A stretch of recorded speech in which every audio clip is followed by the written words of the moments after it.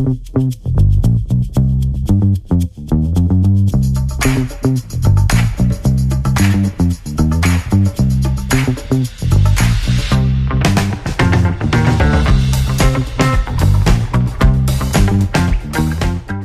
welcome to yet another brand new show courtesy of Super League Raw going into the 2026 season. And for the first time ever, this show is about Championship Rugby League. And every week, I'm delighted to say that friend of the show, Craig Lingard, of course, head coach of Sheffield Eagles, will be joining me. Craig, thanks for your support with Super League Raw. How are you doing, mate? Oh, I'm doing very well, mate. Thank you. And anytime, mate, you know that. You're an absolute gentleman. So Championship is back, first and foremost. First time we've spoke on camera. How excited are you for the new season and the new format? Yeah, massively excited. It's a bit of a brand new era for us at Sheffield, and a brand new squad that have come in, more new players and old players returning. So it's been a little bit of a task getting the guys together and trying to get them gelling during the off season, and the season's here now. So you judge on the results, you judge on the performances. So really looking forward to the new format in Championship. And speaking of Sheffield, and we'll get to your game, we may as well start with your game in a minute. But speaking of Sheffield, I mean, there'll be a lot of noise this year around London because, of course, the investment, etc. And of course, a few of those players and quite a large proportion of them full time. And of course, Sheffield isn't full time. And I think for people, I think that shouldn't be lost on people. Just walk us through the dedication of these part-time rugby league players that you have the privilege to coach in terms of the training schedules and what they actually give to this great game of rugby league. Yeah, it's massive. Yeah, so during pre-season, so we or during the season we'll train 3 nights a week. So Tuesday evening, Thursday evening, and Friday evening for us team run, then play on the weekend. During pre-season, because we had a brand new squad coming together, we actually trained on a Saturday morning. So we did Tuesday, Thursday, and the Saturday morning. A little bit of an old school conditioning hill session, put them through the paces and put them in a dark place, but then spend half an hour, 45 minutes together having a coffee and a breakfast afterwards, which, as a coaching group, we thought that were more beneficial, getting the new squad together, building them bonds and connections off the field rather than spending an extra session on the field. But, during the season, these guys are working full-time, various amount of jobs, or various types of jobs in full-time rugby. There's some that are office-based, some are self-employed, some are on building sites, some are working in schools, and any sort of job that you can think of, these guys are doing. So you can think, you put yourself in their position. You get up at 6:30 on the morning, you go out to work, and you finish work at 4, 4:30, and then you generally go home to your family. These guys are travelling through to training. They've got another 2.5, 3 hours on an evening there on the Tuesday, Thursday, and now Friday evenings as well. And then the game on the weekend. So it's a massive commitment 4 times a week, managing not only the bodies, but the food and the fuel that they're putting in the bodies as well at the right times. And it's training them 3 times a week and playing on the weekend. And it's a massitive commitment, not just for them, but for the families as well. 100%, and like I say, if you're on a building site all day and then you've got to go on a rugby league pitch and train, that is some effort. And of course, the dream for some of these part-time players are like players like Jimmy Beckett, who of course has been signed to Castleford this year from Featherstone. Yeah. He's got an opportunity of making his rugby league dreams come true and cement himself in Super League. And of course, you'd rather these lads at Sheffield to find the path with Sheffield to Super League. But that's the dream for these boys, isn't it? That they play good Championship rugby league at a part-time level, and like Jimmy, they get picked up and get a crack at Super League. Yeah, 100%. There's certain players now that might get to the 25, 26-year-old mark and realise that they've not made it full-time in Super League, so they're quite happy to play a decent level at Championship and go out and get a job and look at their career, their future after Rugby League. But then you've got some other people at the other end of the spectrum that, for example, somebody at Sheffield like a Kai Morgan, who we've picked up from Salford this year, who's still young enough to, hopefully for us, have a real good season this year and catapult himself back into the frame to get back into Super League if that's what he wants, So there's that opportunity there for some of the younger players, and he says sometimes some of the more established players to have that route back into full-time rugby and make a career out of it. Absolutely. Good little play, Kai. Enjoyed watching him last year, and we'll keep a close eye during this programme. By the way, let's talk about your game. Nothing like a nice cold day in Cumbria. 11-4 win for Sheffield. I mean, it's all about a W, isn't it? The first game of the season as a head coach and as a club as Sheffield are. It was hard fought. I'm led to believe through our earlier conversations that was a bit of an old school pitch, wasn't it? Oh, 100%. Yeah, it was. As I said to you previously, you walk out on the field before and afterwards, it was like walking on a waterbed, you know. So I were on it in my trainers beforehand, and my feet were sinking into the ground. So for the players to go out there and play 80 minutes on that pitch, how heavy it were underfoot, you know, I take me out off to the 34 players that did that. And you know, we prepped all week that we knew the pitch was going to be soft. We knew it was going to be heavy underfoot. We knew it was going to be wet and potentially windy as well. And we were going to be coming up against a strong, tough, physical Whitehaven team and pack. And we knew it was going to be a grind. And, you know, I said to our guys, look, we were up there for a win first and foremost, but don't be expecting to go up there and win by 30 points, because you just never do that, regardless of when you play and where you play and what division you're in and what division Whitehaven. I've seen Super League clubs go up to Whitehaven and play in the cup and just scrape through victories by a couple of scores, you know. So for us to go up there first game of the season, middle of January, in the conditions that it was, and come back with a win, it ticks a lot of boxes for us. Yeah, absolutely. We'll come to Kieran in a minute, but I mean, 4-0 down at half time in terms of that. So not only the conditions, but trailing at half time. What was the mood like in the dressing room? I mean, take us into that dressing room at half time. 4-0 down, conditions are bad. Optimism. What was it about in that dressing room? Yeah, we were calm, to be fair, mate. We're really calm. You know, we spoke about the game plan, what we wanted to do, we wanted to be patient, because we knew it was going to be a sort of long drawn out game. We weren't going to win the game in the first minute, and if we had to win the game on the last play, then we were prepared to do that. You know, so we prepared for a tough physical game, like I said, and we came in at half time and just fixed a few things up. I thought we were a little bit too narrow in that first half and allowed Whitehaven to get out from mark and at the ABC defenders and just slow the game a little bit more than what it was. So I think we just need to get a little bit wider away from the ruck to try and generate some quicker play the balls in them conditions. When it's a real slow field, you've got to sometimes get a little bit wider to generate a quick play of the ball before you can go forward. And I think we scored 2 tries in the first sort of 10, 12 minutes of the second half just to get a foothold in the game. And then luckily we had the patience and the executions to hold out for the remainder of the game. Yeah, and of course, Kieran on debut, wasn't he? Centre for you this season. He must have been delighted at full time, you know, to have a brace on his debut for Sheffield. Already paying back your faith. Yeah, definitely. You know, we brought him in for a particular reason, out to score points and be a threat for us. One reason, well, particularly that, you know, the experience that he's got and the leadership that he's got as well, it brings that to the table. But he came off afterwards and he said he was getting a lot of stick from the Whitehaven fans, calling him a Bradford reject all the way through the game. So I think he was quite happy walking off the field with a couple of tries and the win, just to have the last laugh there.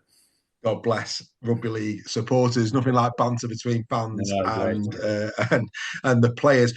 Great win for you. Delighted for you. Let's go to the team that's got a lot of noise. London Broncos 44, Widnes Vikings 12. Tight game up until half time. I mean, London went in just before half time that gave them that half time lead. But yeah, it was really, really tight. 16-12 at half time. All I would say is this: Regan Campbell-Gillard.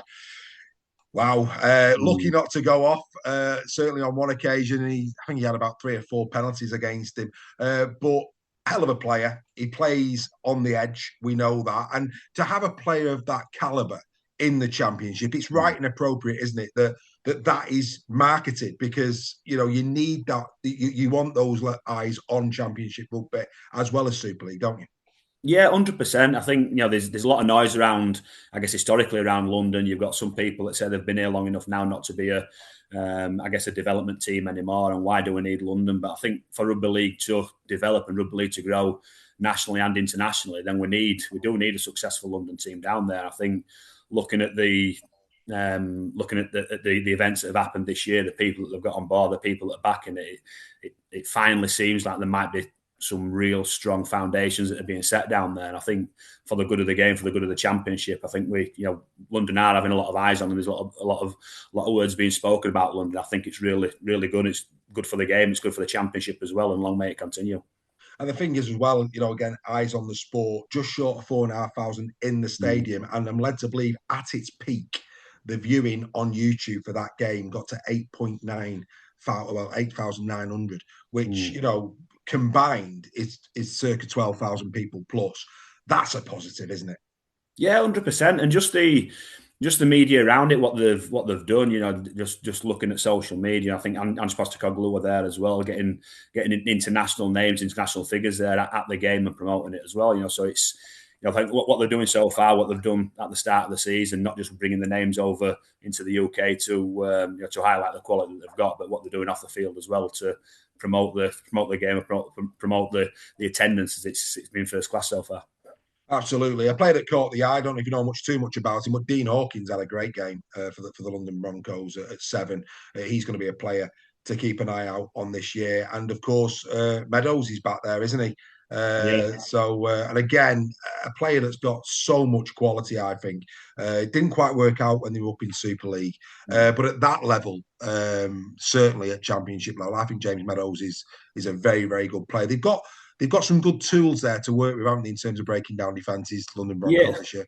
Yeah, they have. They've got a lot of quality in the team. They've got some people that can go straight through the front door, but they've also got some people that, like I said, they've got that bit of quality about them that can unlock teams. Dean Hawkins, as you say, I think he'll be a revelation this year in the Championship. And I know back in my days when I was at Castleford, he was one of the names that cropped up there to try and have a look at him to bring him over. But I think at the time he was still trying to break through in Australia, so it never really materialised into anything. But I think a massive signing for London, bringing someone like Dean Hawkins over. And as I say, I think he'll be an absolute sensation this year. Yeah, and once we get the other side of the Challenge Cup, they're going to be going up against Oldham. Mike Ford already coming out and saying that is their bit. That is going to be a big, big game in 2 weeks' time, and we're looking forward to that. Of course, Oldham got I would say poison chalice. They're going up against a makeshift Salford at the moment. I mean, Salford's victory was being on the field, and I think all of us would say that. And we wish Ryan Briley and everybody associated with Salford all the best in terms of rebuilding that club over the coming season. But 44-0 was pretty convincing. There's no doubt about it. And Oldham, from your perspective, Oldham should be looking for glory this year. They've got a really good-looking squad. I thought Riley Dean looked the part for them. Bibby going over on his debut. They're a good side, Oldham, aren't they? Yeah, they are. And you look at a few of the players that didn't play. Morgan Smith didn't make the 17, and Jack Walker didn't make the 17 as well. So there's some quality players that are on the outside of that 17 that played. So they've got a lot of strength in depth. They've got a lot of quality on the park. Strong physical pack, and then some really, really intelligent halfbacks as well. Kieran Dixon at fullback he's been in and around the Championship for a number of years now, and he's got some quality back whether he plays on the wing or at fullback as well. So you'd expect that Oldham, after I guess they petered out a little bit towards the end of last season, disappointing end from them from a very good first campaign in the Championship. They'll be looking to go at least one better this year and try and make semi-finals. Absolutely. Looking forward to watching Oldham. Like I say, folks, once we're the other side of the Challenge Cup, make sure it probably will be streamed again as well. Oldham taking on the London Broncos. That is probably a barnstormer in the Championship just a few weeks away. We then go over to, I felt was a really good game, and both of these two teams last season had a good season. Doncaster and Halifax. There'll be a lot of expectation in both camps going into the new season. I thought on paper this looked one of those games in round one that this could be close, and it absolutely was. 19-12 to Doncaster, and a couple of players that I think you passed these two in your time. I can't remember if you were there when you were at Casford. Maybe it was Mustafa and Danakoro. Did you have a Coro at that time when you were there? No, Danakoro weren't there. No, definitely had Muzzy though. But what a really nice guy Muzzy is. Really, really genuine bloke. I guess from his point of view, from a Super League perspective, it lacks the size, I guess, to tick the boxes for Super League. But the way that he carries, the way that he tackles, the way that he plays, he plays well above the size that he's got, and I think is again for Championship. I think he's too good for Championship. To be honest with you, I think he's going to be a standout performer for Doncaster this year, and I think it's a really, really shrewd and smart signing for them. Yeah, and what's always interesting when you look at these Championship sides is there are names in there that you remember from having a shot at Super League. Reece Lynn as an example at Doncaster, that they're littered with him. But yeah, Danakoro also attributed himself when for the Panthers. Good game, really good. I mean, and again, you can go and watch these folks. If you want something to watch on your dinner hours during the week, there was live rugby league this weekend. Just go over to the Doncaster YouTube channel and you can watch Halifax Doncaster in full. I think it's also on the Rugby Football League website and YouTube channel as well. This was a really good game of rugby league, very well contested, and again, I'm led to believe a decent crowd was in attendance for that one. Donny and Halifax, will they be in the playoff from your perspective? Do you see them in and around playoffs this season? Yeah, 100%. I was really, really impressed with Halifax last year. They absolutely battered us twice when we played them with Sheffield. You know, we played them the second game. We actually played them at Odsal towards the end of the season, and I think there were one point in the second half every time they got the ball, they scored, and we spent more times behind the sticks than we did in front of the sticks. And I think they had a really good start last season. I think they won the first 6 games. We had a very, very small squad.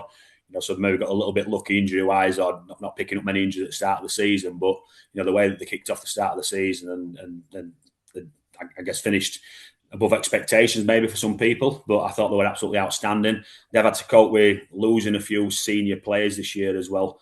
You know, Louis Gilles Fraser returned home. James Wumbanall's gone over to France, as has Adam Tangata, and then they've lost Brandon Douglas as well, and James Saltonstall, who's retired. So they're coping with losing quite a lot of senior players and experienced players who've been there a number of years. But I still expect them to be up there challenging for top end, top 6, I would imagine, and Doncaster as well. They've recruited really well this year, spent a bit of money and brought some quality players in. Tough physical pack, smart halfbacks and some strike on the edge as well. So there's dangers all the way across the park. And Tom Holmes playing at fullback, who's always a threat regardless of where he plays, whether it's halfback or at fullback.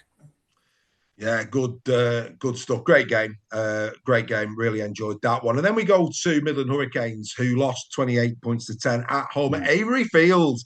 Good on a friend of the show, Earl Crabtree. He's not daft. Near Bourneville, no less. I mean, you know, hopefully he's got a bit of marketing going there where, you know, buy your ticket for the Midland Hurricanes and get free access to Cadbury World. That'd be what I'd be doing if I was Earl. You heard it here first, big man. You know, it makes sense. But yeah, you know, Craig, you know, let's be fair, both of these two clubs are in areas that you would hope we could expand the game. You know, Midlands at Newcastle. It'd be lovely if we could really get a foot in the door there in terms of growing our sport. But this was a good win for Newcastle. You know, 28 points to 10. Difficult place to go in terms of where it was played. Will Dagger had a really good game, and he scored, I think, the last try on the day. Good player, Will, and Newcastle will be pleased to get the W on that one.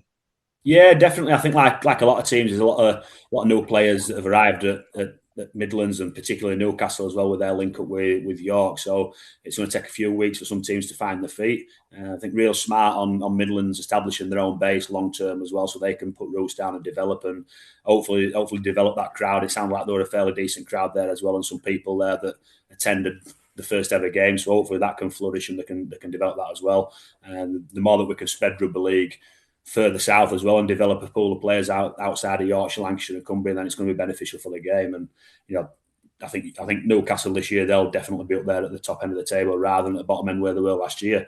Just that link up they've got with York, whether it's a way forward, it's the Australian format, isn't it, where you get a Super League team or an NRL team, the team up with a Queensland Cup team or a New South Wales team, and use them as their feeder team and develop them as well. So is it the new formula that long term some teams outside Super League and within Super League might take up? I don't know, but I can certainly expect Newcastle being up there challenging for the title this year.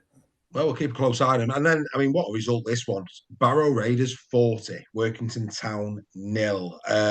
That's a hell of a start for Barrow, isn't it? To not only the 40, but to nil a team. That is never easy, is it? I mean, we talked about Salford earlier, but to nil any team in a game of rugby league, that takes some doing, doesn't it? It does, yeah, and I've seen the highlights. I've not watched the full game, but you look at the highlights and it's difficult to differentiate which team is which. It was that muddy and that dirty, you know. So for Barrow to score 40 points in them conditions, it's a phenomenal achievement. You know, Barrow you normally associate with being a fast track team because they've got some quality players, eccentric players that will just play from anywhere on the park, and they're always a threat at Barrow.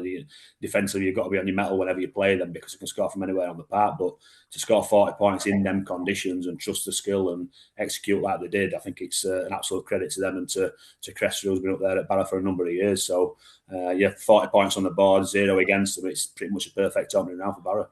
Absolutely perfection. And a couple of names there. If you're not into your Championship Rugby League at Barrow this year, T. Ritson, remember him? He's down at Barrow this year. Joe Bullock as well, who actually went over for the first try, did Big Joe in that game. So congratulations to Joe on that one. But yeah, good win. Really, really good win. Right, we move across to, well, we've done news. We're not doing you anymore. We've had your day in the sun. Rochdale 12, Swinton Lions 8. Another really good tight affair between, let's be fair, local derby. This one, Yeah. not far between these two teams. A little side note: best wishes to Finlay Beardsworth, who is at Swinton on loan from Wigan, who I believe has got a hopefully not too serious back injury that could be season ending. So heard that on the grapevine. So Finn, if you're watching, we wish you a speedy recovery, young man. Hopefully it's not as bad as first feared. But yeah, Rochdale 12, Swinton 8. What do you make of these two teams' chances? And there's no doubt about it, bragging rights, Rochdale will be happy, won't they? Yeah, definitely. I think them sort of games, even at this stage of the season, the 4-point games, aren't they? You look at the division and maybe expect the teams that you might be in and around there in that little league within a league. And I think Rochdale and Swinton are probably competing with each other for higher positions in their little mini league as well. Both development teams, I guess. Now you look at predominantly Swinton younger players. Same with Rochdale. A lot of these players will be on pay as you play as well, have very minimal contracts. So when we talked earlier about the commitment that players put in, some of these players are doing it just for match payments and no travel money whatsoever. So I think a massive win for Gary Thornton and Rochdale as well. So I know GT will be very, very pleased with that, and I think it's a development team. Sorry, my phone's just ringing there. Apologise for that. Yeah, I'm expecting them to be in and around each other. So the more games they can win against the teams around them, then they'll be very, very happy. Absolutely. And then we go to another one. Dewsbury Rams going away to Hunslet, winning 20 points to 12. Tight game this. It was 12-all at half time. And then, Dewsbury just about, again, poor conditions. It's always the case at this time of year, isn't it? To be fair. But yeah, Dewsbury, good win for them on the day. Again, good. I don't know if you saw the highlights of this. There's the odd good try in this game as well. All in all, I'd have to say probably Jacob Hookham really caught the eye for them. Yeah. I think for me, that's if there were a surprise this week, I think that's maybe the one that you'd pick out, with Hunslet obviously being in the Championship last year and brought a few players in. I know they're missing a few through injury at the start of the season, but I think if you're doing the coup and you maybe tick Hunslet down there as having a win, but massive result for Jude that to kick fire their season. It'll surely give them a lot of confidence. Yeah, and I don't know if they're in the right side of the draw. They're probably not, are they? Gould Vikings and Widnes Vikings, are they in the same pool? Do they play each other? I think we're all getting our heads around this at the moment, aren't we? If we're being honest, but potentially it's the battle of the Vikings this year. Yeah, well, I don't think they were in the same pool, but I think now with Featherstone leaving, I think the additional fixture is Gould versus Widnes. So I think it is Vikings against Vikings.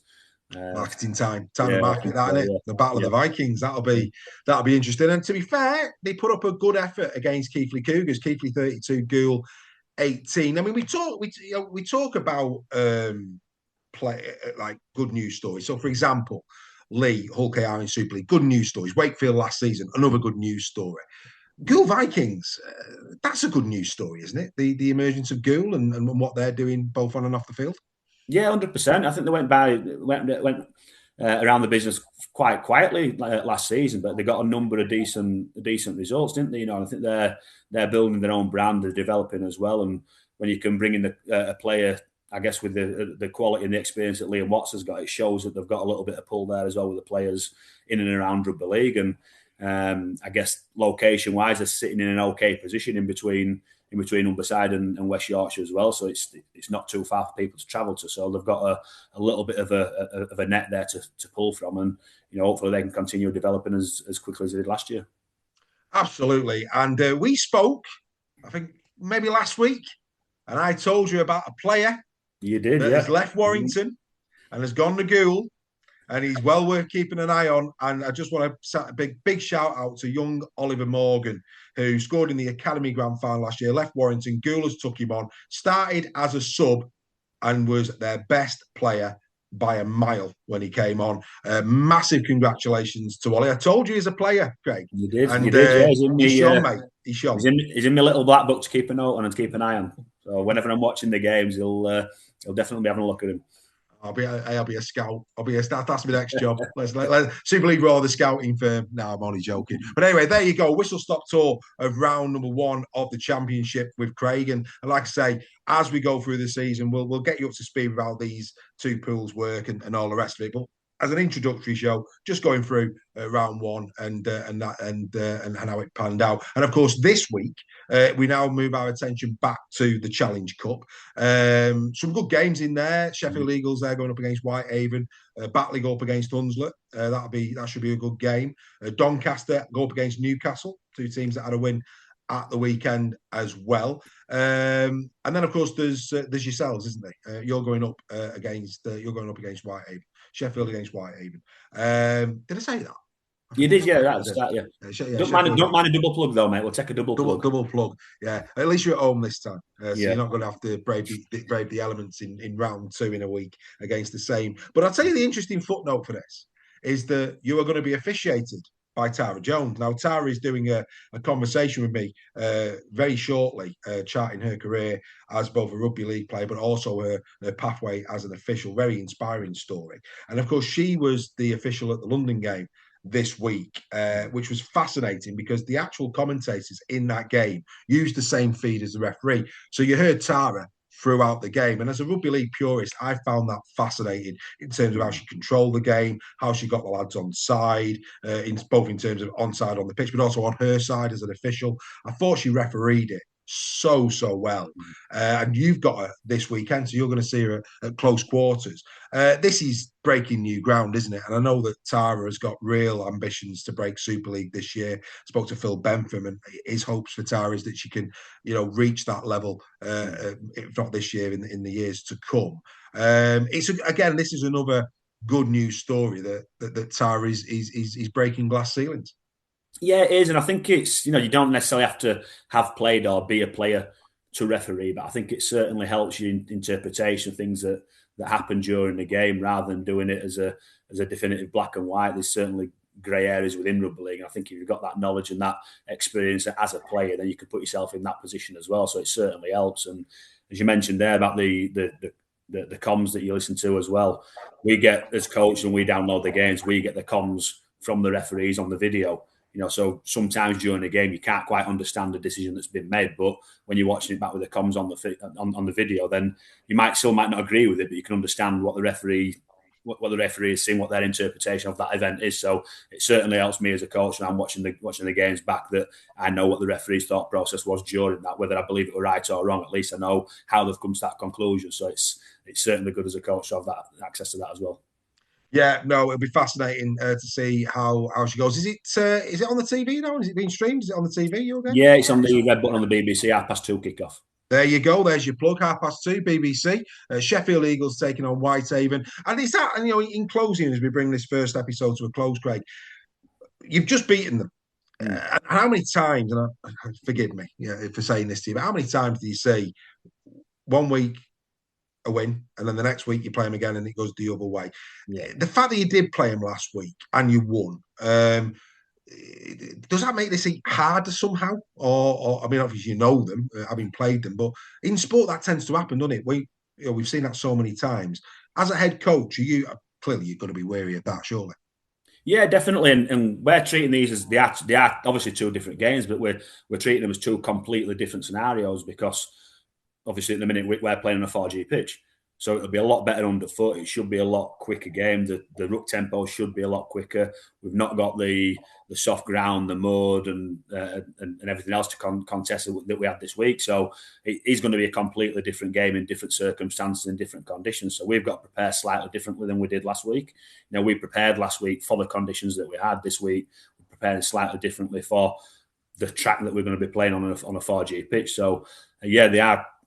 It's difficult to prepare sometimes. I don't necessarily need to do as much video preview as I did last week, because we're playing against the same team, so we've got a good idea of the strengths and the weaknesses of that team. So it's been a little bit easier for me this week in respect to time-wise, prepping and not watching as many games as I need to do. But it's a completely different game. We're prepping for it slightly differently, but hopefully with the same intent that we had this week. And of course, the reward for the winner will be the Warrington Wolves. It will, yes. A massive carrot is that, financially for teams outside the Super League to draw a well-supported Super League team to try and generate some much-needed funds within that championship. It's going to be huge for us. So, yeah, we want to get the win just to try and build a little bit of consistency and momentum, but also looking at financially for the club, it'll be a massive reward for whoever gets through. Wonderful, wonderful stuff. So there you go. Our first dip of the toe into the Championship with Craig. We absolutely can't thank you enough for doing this with us this season. We will be back with Craig on the other side of round 2 of the Challenge Cup. And of course, then we'll start to look forward to the next round of the Championship. And like I say, the big headline for that round 2 of the Championship will, of course, be that game between London and Oldham. We'll be having a chat about that as well. But Craig, go well at the weekend. We wish you well in the Cup. And we'll see you next week. Cheers, mate. Cheers, mate. Thank you.